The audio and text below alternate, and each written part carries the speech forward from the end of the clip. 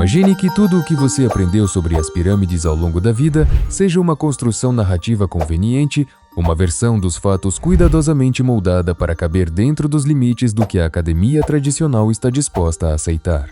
Durante décadas, nos disseram que o faraó Quéops ergueu a Grande Pirâmide com ferramentas de cobre, uma força de trabalho de aproximadamente 20 mil homens e um prazo de apenas 2 décadas. Uma história simples, organizada, quase perfeita demais.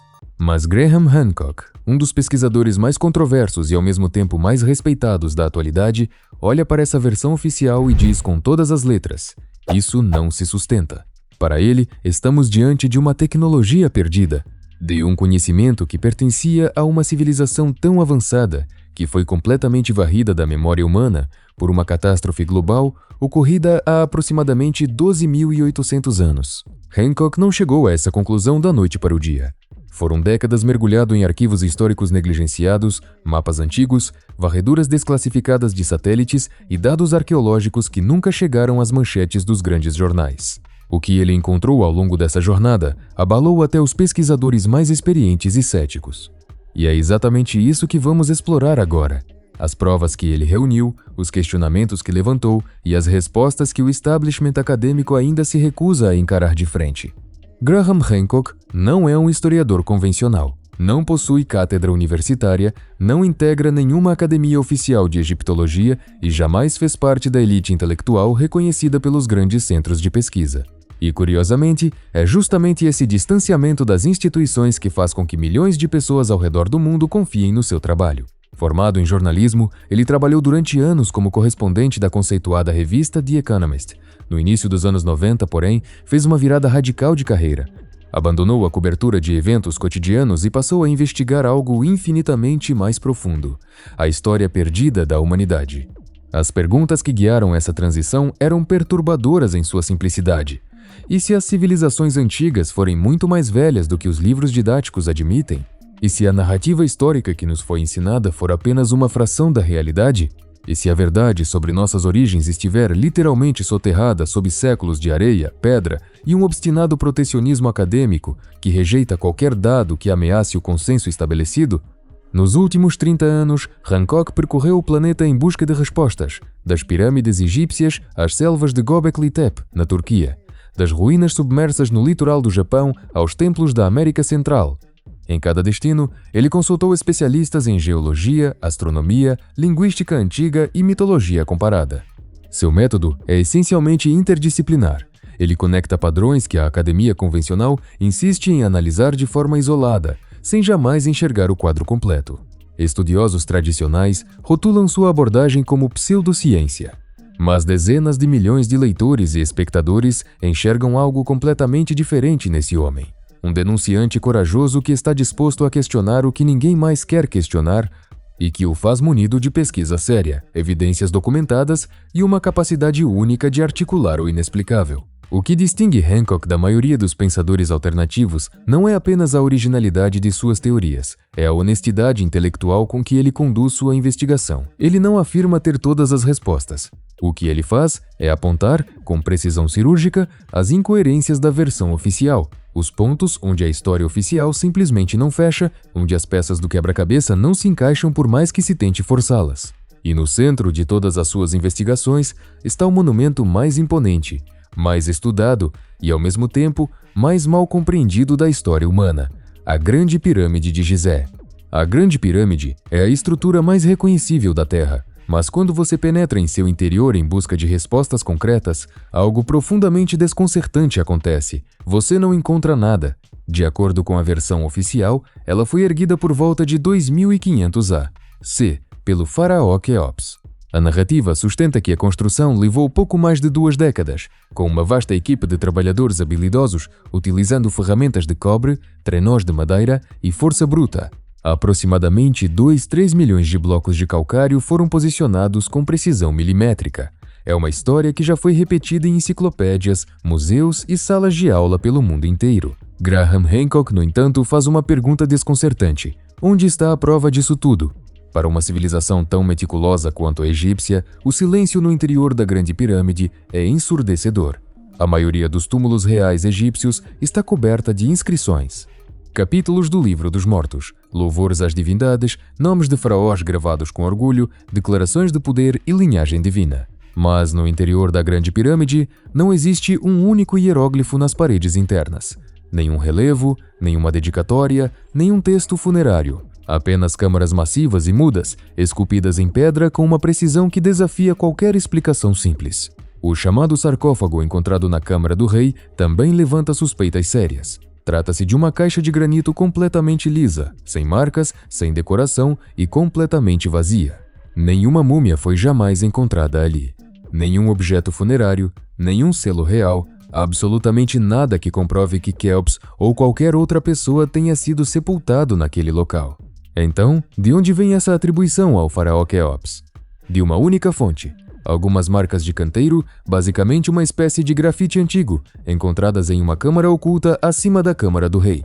Essas marcas teriam sido descobertas em 1837 pelo coronel britânico Howard Vyse, que trabalhava no local com explosivos e ferramentas rudimentares.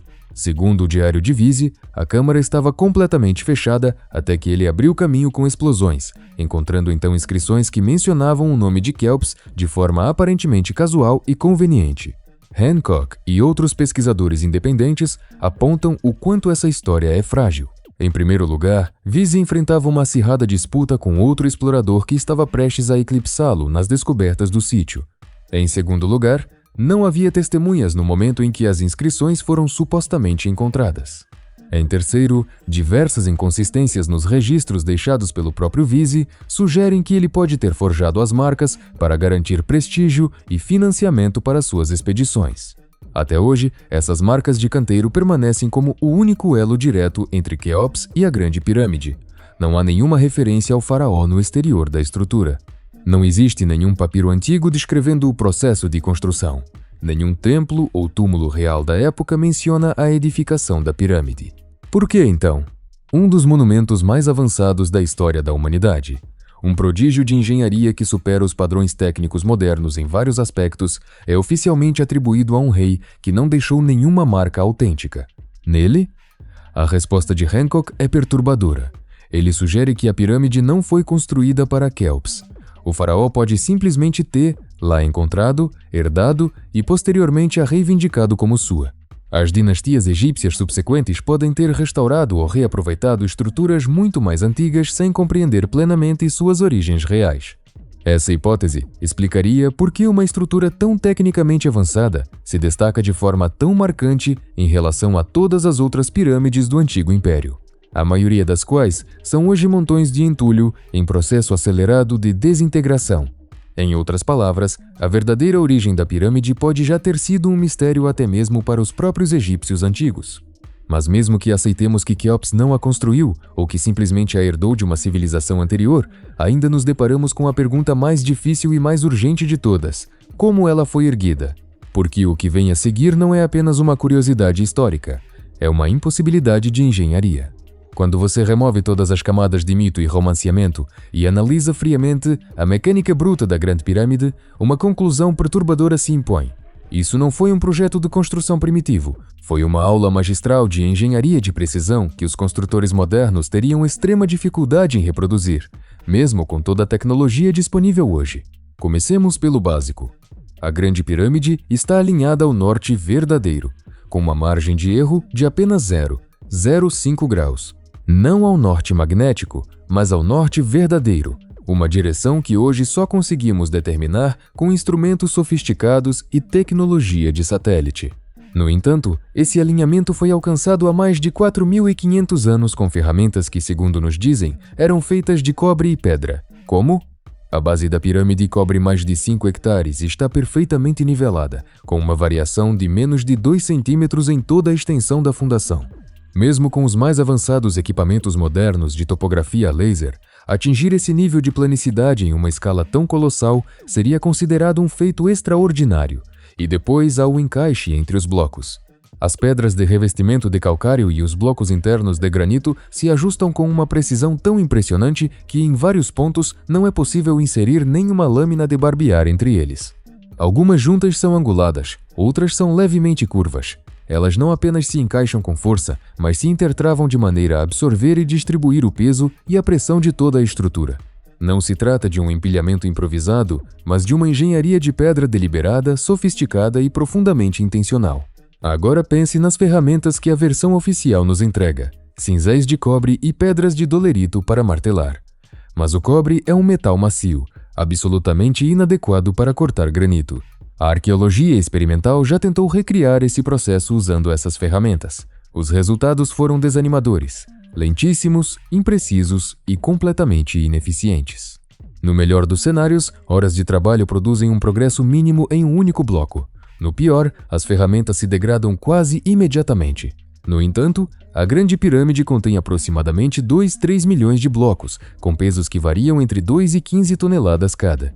Todos precisavam ser extraídos de pedreiras, lapidados com precisão, transportados e posicionados de forma perfeitamente calculada. De acordo com o cronograma oficial, tudo isso foi realizado em cerca de 20 anos. Isso equivale a posicionar um bloco a cada 2 minutos e meio, 24 horas por dia, 7 dias por semana, durante 2 décadas inteiras, sem interrupção, sem erro e com consistência matemática perfeita. O raciocínio simplesmente não fecha. Ainda mais desconcertante é o design das câmaras internas, especialmente a Grande Galeria e a Câmara do Rei. A geometria dessas estruturas é elegante, deliberada e carregada de significado matemático. A proporção entre a altura e a base da pirâmide aproxima-se do número π. A estrutura codifica conhecimentos sobre os equinócios, o ano solar e até mesmo a curvatura da Terra. Isso não é um simples túmulo. É um instrumento científico construído em pedra, um repositório de conhecimento astronômico e matemático de uma precisão impressionante. Graham Hancock resume com clareza: isso não é tentativa e erro de uma civilização primitiva, isso é engenharia avançada. Ele argumenta que a qualidade construtiva e a inteligência arquitetônica da Grande Pirâmide superam amplamente o que se vê nas pirâmides construídas posteriormente. A maioria das pirâmides erguidas após Quéops está em processo de colapso ou já se tornou amontoados de ruínas irreconhecíveis. Como poderia uma civilização partir de um patamar de quase perfeição absoluta para regredir de forma tão dramática? Para Hancock, a conclusão é inevitável. A Grande Pirâmide não é um produto do antigo Império Egípcio. Ela foi herdada, reaproveitada ou construída por uma civilização que possuía um nível de conhecimento e de recursos técnicos que não compreendemos mais. Mas há ainda outra camada nesse mistério, porque construir a pirâmide é um desafio. Transportar os materiais para ela é um nível inteiramente diferente de impossibilidade. Se a precisão da construção já é difícil de explicar, o transporte dos materiais eleva o enigma a uma dimensão ainda mais perturbadora. Olhe especificamente para o coração da estrutura, a Câmara do Rei. Diferentemente dos blocos de calcário utilizados na maior parte da pirâmide, as paredes e o teto dessa câmara são feitos de granito, uma pedra muito mais densa e consideravelmente mais pesada. E não é qualquer granito. Esses blocos monumentais, alguns com peso de até 80 toneladas, foram transportados da pedreira de Assuã, localizada a mais de 800 quilômetros ao sul, no Alto Egito. Reflita sobre isso por um momento. Cada um desses blocos pesa aproximadamente o mesmo que uma locomotiva a diesel. Agora imagine transportar múltiplas locomotivas rio acima pelo Nilo, depois arrastando-as em direção ao platô e, por fim, erguendo-as a mais de 45 metros de altura dentro do núcleo da pirâmide. Tudo isso utilizando apenas cordas, trenós de madeira e força humana. É exatamente isso que a narrativa oficial quer que você acredite. O problema é que não existe nenhuma evidência sólida de como isso foi feito. A teoria mais difundida é a da rampa. A ideia de que os trabalhadores construíram enormes rampas de terra ou em espiral para içar os blocos pelas laterais da pirâmide em crescimento. Mas engenheiros que analisaram essa teoria identificaram uma falha estrutural fatal. A rampa em si teria precisado ser tão extensa quanto 1,5 km de comprimento e teria exigido um volume de material superior ao da própria pirâmide. E, no entanto, não sobrou nenhum vestígio dessa rampa. Nenhum fragmento, nenhuma fundação, nenhuma evidência arqueológica dessa estrutura supostamente essencial para a maior obra de construção da antiguidade. Outros pesquisadores propuseram rampas internas em espiral ou sistemas de polias, mas também não há nada no registro arqueológico que sustente essas hipóteses. Operadores de guindastes e trabalhadores especializados modernos, que tentaram mover e moldar blocos de granito usando réplicas das ferramentas atribuídas aos antigos egípcios, relataram que o processo foi extremamente difícil, completamente ineficiente, mesmo com o apoio de conhecimentos técnicos contemporâneos. De fato, diversos engenheiros modernos declararam publicamente que seria impossível replicar a construção da Grande Pirâmide utilizando exclusivamente as ferramentas que a história oficial atribui aos seus construtores. Hancock é direto. Isso não foi força braçal, foi conhecimento técnico. Ele defende que os construtores dominavam um nível de engenharia que foi completamente perdido, seja por algum cataclismo civilizatório, seja por ter sido deliberadamente apagado da memória coletiva ao longo dos séculos. Fica evidente que a versão oficial nos deixa com muito mais interrogações do que respostas. E a maior delas é: se a Grande Pirâmide não foi construída por volta de 2500 a.C., como a egiptologia convencional afirma, então quando ela foi erguida? Hancock acredita que a resposta não está gravada nas paredes nem escondida em câmaras funerárias. Ela está em outro lugar completamente inesperado, não na pedra, mas na água. Para reconstruir a verdadeira linha do tempo das pirâmides, Hancock se volta para algo que a maioria dos arqueólogos convencionais simplesmente ignorou: a pedra erodida pela chuva da Esfinge. E o que essa erosão revela pode empurrar a história egípcia para trás em milênios. Na borda do platô de Gizé ergue-se um dos monumentos mais icônicos da história humana, a Grande Esfinge. Meio leão, meio humano, esculpida a partir de um único maciço de calcário, ela contempla silenciosamente as areias do deserto. Segundo a egiptologia convencional, ela foi construída por volta de 2500 a.C. durante o reinado do faraó Khefren. Mas Hancock sustenta que essa datação está completamente errada e que corrigi-la é a chave para descobrir quem realmente construiu Gizé. Foi o geólogo Dr. Robert Schoch quem fez a pergunta que ninguém mais ousava fazer. Na década de 1990, Schoch examinou a Esfinge não como um artefato arqueológico, mas como uma formação geológica. O que ele encontrou sacudiu o mundo acadêmico. A pedra ao redor da Esfinge apresenta profundas fissuras verticais, um padrão de erosão causado não pela ação do vento e da areia, como a teoria tradicional sugeria, mas por chuvas intensas e prolongadas. Esse tipo de intemperismo hídrico só poderia ter ocorrido durante um período de precipitação significativa e sustentada, e isso é algo que o Egito simplesmente não experimenta há milhares de anos. A última vez em que a região de Gizé recebeu chuvas suficientemente abundantes para causar esse tipo de desgaste foi durante o final do Pleistoceno, entre 10.000 e 12.000 anos atrás, o que significa que a Esfinge pode ter sido esculpida tão remotamente quanto 10.500 a.C. Essa conclusão confronta diretamente a história convencional. Se a Esfinge foi realmente entalhada nesse período, ela não apenas precede as pirâmides, como antecede o próprio início do período dinástico do Egito. Isso implicaria a existência de uma civilização altamente organizada e tecnicamente capaz muito antes do que nos foi ensinado a acreditar.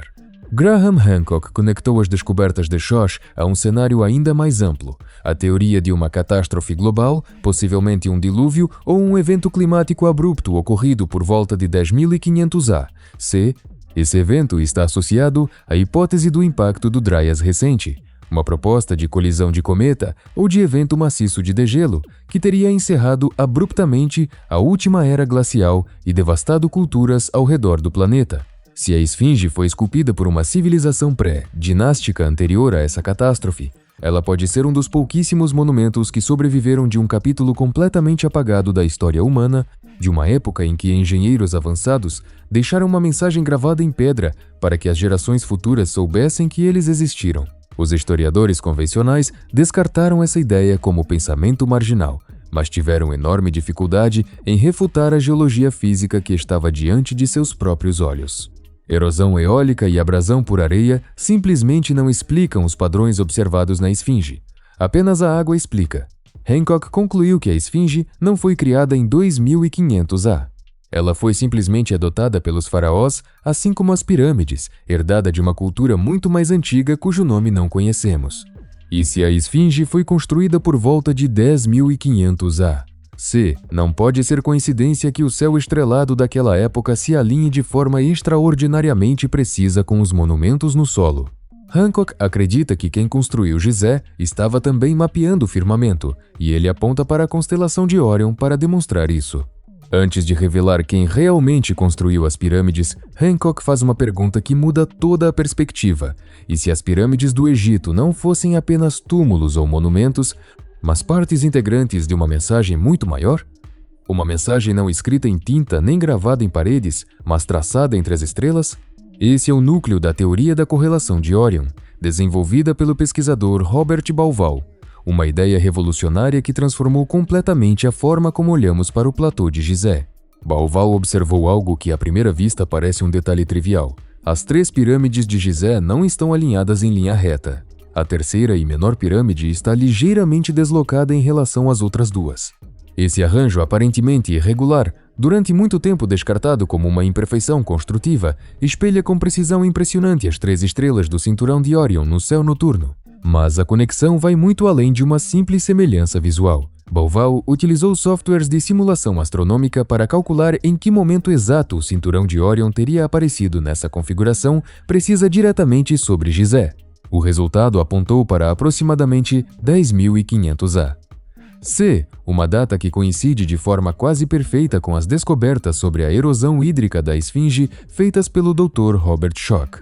2 linhas de evidência completamente independentes, uma proveniente da geologia, outra da astronomia, convergem para o mesmo período remoto da história humana, como se apontassem para o mesmo segredo enterrado. Para Graham Hancock, essa convergência não pode ser fruto do acaso. Ele sustenta que o platô de Gizé foi concebido não apenas como um sítio cerimonial, mas como um mapa celeste tridimensional gravado na superfície da Terra. Essa hipótese ganha ainda mais força quando percebemos que outros sítios sagrados espalhados pelo planeta também espelham configurações estelares. De Göbekli Tepe, na Turquia, um complexo com mais de 12.000 anos de antiguidade que desafia tudo o que sabíamos sobre as origens da civilização, até Teotihuacan, no México, cujo conjunto monumental guarda proporções e alinhamentos astronômicos de precisão extraordinária. Monumentos sagrados em continentes distintos, construídos por povos que supostamente jamais tiveram contato entre si, compartilham os mesmos eixos, as mesmas referências estelares, as mesmas constantes matemáticas. O que isso sugere é assustador: a existência de um conhecimento global compartilhado, muito mais antigo e muito mais sofisticado do que qualquer coisa que nossos livros de história estejam dispostos a reconhecer. Como Hancock argumenta, esses monumentos são mapas do céu gravados em pedra. Mensagens deixadas para nós por sobreviventes de uma catástrofe global, pessoas que dominavam os astros, compreendiam geometria avançada e escolheram deliberadamente ser lembradas não por escrituras ou artefatos frágeis, mas pelo alinhamento permanente entre a Terra e o firmamento. E isso nos leva à pergunta que muda tudo. A questão não é mais quando as pirâmides foram construídas. A questão agora é: quem tinha o conhecimento, a visão e a capacidade técnica para erguê-las com tamanha perfeição e intencionalidade, milênios antes do surgimento de qualquer civilização registrada nos nossos manuais de história? Hancock diz ter encontrado a resposta, e ela é perturbadora. Esse é o momento em que Graham Hancock entrega o golpe definitivo e enuncia aquilo que os historiadores convencionais se recusam a dizer em voz alta: as pirâmides não foram construídas pelo faraó Quéops, nem por qualquer outro faraó. Elas foram erguidas por outro povo, em um tempo muito anterior ao surgimento do Egito dinástico. De acordo com Hancock, os verdadeiros construtores eram sobreviventes de uma civilização avançada da era pré-glacial, um povo altamente desenvolvido que foi praticamente extinto há aproximadamente 12.800 anos por uma catástrofe de proporções globais, possivelmente o impacto de um cometa durante o período conhecido como Dryas recente. Não estamos falando de nômades primitivos ou de caçadores-coletores vivendo em cavernas. Estamos falando de arquitetos magistrais, astrônomos de alta precisão e navegadores capazes de cartografar os oceanos com acurácia impressionante. Um povo esquecido que Hancock chama de os magos dos deuses. Sua tese é que quando essa civilização entrou em colapso, os poucos sobreviventes carregaram consigo fragmentos do conhecimento acumulado ao longo de séculos, espalhando-os pelos 4 cantos do planeta e plantando as sementes das grandes culturas antigas que emergiram posteriormente. E a Grande Pirâmide foi um dos legados mais grandiosos e deliberados desse povo. Não um túmulo construído para glorificar um ego real, não um monumento ao poder de uma dinastia, mas uma cápsula do tempo, uma mensagem gravada em pedra projetada para sobreviver a inundações, a guerras, ao colapso de impérios e ao apagamento da memória humana. E aqui, a história torna-se ainda mais inquietante. Hancock demonstra que estruturas piramidais e alinhamentos cósmicos aparecem de forma recorrente em continentes distintos. Da Pirâmide do Sol em Teotihuacan, no México, a Angkor Wat, no Camboja, as pirâmides de Meroé, no Sudão. Civilizações que, segundo a história oficial, não tinham qualquer contato entre si. E, no entanto, todas compartilham constantes matemáticas similares, alinhamentos celestes comparáveis e características arquitetônicas que dificilmente poderiam ter surgido de forma independente e simultânea em partes opostas do globo. Hancock conecta esses pontos com uma conclusão que poucos têm coragem de verbalizar. Estamos olhando para as mesmas digitais repetidas ao longo do tempo, a mesma mão, o mesmo conhecimento ecoando através dos séculos em culturas distintas que foram tocadas pelos mesmos sobreviventes ou por seus descendentes diretos. Para ele, os construtores das pirâmides de Gizé dominavam a geometria sagrada, conheciam com precisão as dimensões da Terra e codificaram na estrutura de pedra o ciclo de precessão dos equinócios, um fenômeno astronômico que o mundo ocidental só começou a compreender plenamente nos séculos mais recentes. E então vem a afirmação que sacudiu o mundo inteiro. Hancock não estava especulando, ele trouxe provas. Por meio da geologia, da astronomia, da análise arquitetônica detalhada e do reconhecimento de padrões globais, ele construiu um argumento consistente que aponta diretamente para a existência de uma civilização real e perdida. Uma civilização mais antiga, mais inteligente e mais capaz do que qualquer coisa descrita em nossos compêndios acadêmicos. É isso que está por trás das pirâmides. Mas se tudo isso for verdade, se a história estiver errada em uma escala tão monumental, por que nunca nos contaram? Hancock tem uma resposta clara para isso, porque há pessoas trabalhando muito arduamente para manter a verdade enterrada. Para Graham Hancock, a parte mais frustrante de todo esse mistério não são as lacunas na narrativa oficial. São as evidências de que essas lacunas têm sido ativamente protegidas, gerenciadas e suprimidas por décadas. Ele aponta para um episódio específico ocorrido em 1993, que em sua visão mudou tudo. O engenheiro alemão Rudolf Gantenbrink enviou um robô chamado UPUAT-2 para explorar os estreitos dutos internos da Grande Pirâmide. O que o dispositivo encontrou paralisou os pesquisadores. Uma porta selada no interior da estrutura, levando a um destino completamente desconhecido. Em vez de provocar entusiasmo científico e mobilização imediata para investigações mais profundas, o que se seguiu foi um bloqueio. As autoridades egípcias, lideradas pelo então diretor do Conselho Supremo de Antiguidades, Zahi Hawass, assumiram o controle do projeto e vetaram o acesso de Gantenbrink ao sítio. Até hoje, o mistério daquela porta permanece sem resolução, sem câmeras, sem escavações, sem respostas. Por que alguém bloquearia a investigação de uma descoberta tão extraordinária? Hancock acredita que a resposta é uma só: censura intencional. Em 2017, um consórcio internacional de cientistas utilizou a tomografia de muons, uma técnica sofisticada de varredura por partículas subatômicas, para analisar o interior da pirâmide de forma não invasiva. O que encontraram foi ainda mais perturbador. Uma enorme cavidade oculta acima da grande galeria, um espaço vazio tão extenso que poderia abrigar um avião comercial de grande porte. Uma descoberta sem precedentes na história da arqueologia moderna. E mais uma vez o silêncio institucional foi a resposta. Nenhuma câmera foi inserida no local. Nenhuma atualização oficial foi divulgada. Nenhuma escavação foi autorizada. Apenas silêncio. Diante desse padrão repetido de encobrimento, Hancock finalmente declarou publicamente que não conseguia mais ficar calado. Ele acredita que essas descobertas estão sendo deliberadamente ocultadas do público, não porque representem algum perigo concreto, mas porque representam uma ameaça de outra natureza, muito mais profunda e desestabilizadora. Se as pirâmides não foram construídas pelos egípcios dinásticos, toda a cronologia aceita da história humana precisaria ser completamente reescrita. Carreiras acadêmicas construídas ao longo de décadas, instituições globais de pesquisa e até mesmo o orgulho nacional de países inteiros estão enraizados na versão atual dos fatos. Questionar essa narrativa não é apenas inconveniente, é explosivo. E assim, em vez de investigação aberta e transparente, o que temos é protecionismo institucional. Em vez de respostas, recebemos justificativas vazias e postergações intermináveis. Hancock não alega ter todas as respostas. O que ele afirma é, de certa forma, ainda mais poderoso. Devemos ao passado e devemos ao futuro o compromisso de fazer perguntas melhores e mais corajosas. Para ele, o encobrimento em torno das pirâmides não é apenas uma questão histórica, é uma questão existencial. Ele acredita que as pirâmides não são túmulos, são mensagens.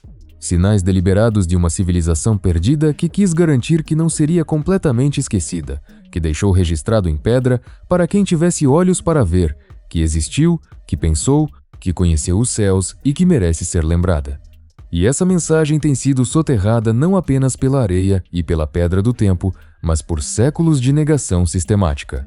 Se Hancock estiver certo, então não somos a primeira civilização avançada a habitar este planeta. E talvez não sejamos tão únicos, tão especiais ou tão originais quanto nos ensinaram a acreditar. Talvez sejamos, na verdade, os herdeiros de uma herança que ainda não tivemos a coragem de reivindicar por completo. O que você acha das evidências que Graham Hancock reuniu ao longo de décadas de investigação? Essa é uma história que merece ser debatida, questionada e aprofundada. Deixe sua opinião nos comentários abaixo, porque essa conversa está apenas começando. Se este vídeo abriu sua mente para novas perspectivas, compartilhe com alguém que também precise questionar o que foi ensinado. Se inscreva no canal para não perder os próximos vídeos, porque ainda há muito mais da história oficial que precisa ser revisitado. Até a próxima!